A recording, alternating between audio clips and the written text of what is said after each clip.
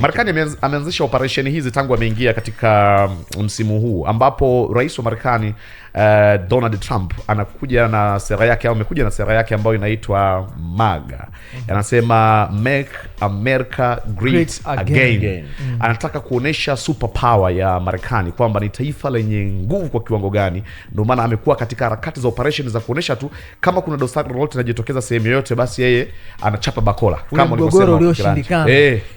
Lakini sasa mimi kuna nakuwa na wasiwasi kidogo.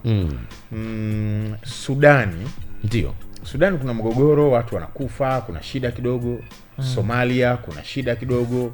Tunaona kule nani Ukraine, japo anajitahidi, lakini hii nguvu kwa nini haitumii? Kwa mfano ukimwangalia Trump ni kama vile anamtuhumu Russia kwa kinachoendelea pale kwa Zelensky pale Ukraine.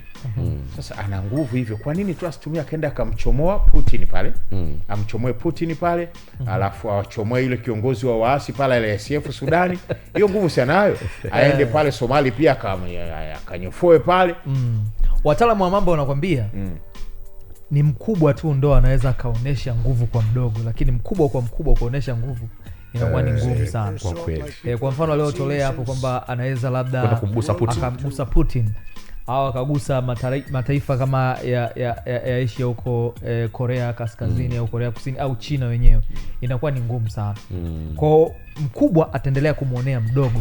Hii ndio inavyoonesha kwamba kwa sababu ni taifa kubwa atamuonea mdogo wake, lakini sio yule ambaye yupo kwenye cycle yake ya ukubwa ambayo hata yeye anaweza kumgusa. Mfano mzuri tumemwona hapa kipindi cha nyuma, Afrika hapa amekuja kusuluhisha mgogoro wa Kongo, kuhusiana na wale waasi wa M23. Kasema kwamba atakuja kusuluhisha kwa kufanya kitu, kwa kuleta huo uchimbaji wa kisasa wa madini hayo. Kwa kusuluhishaji migogoro wake ni kwa sababu ya kimaslahi.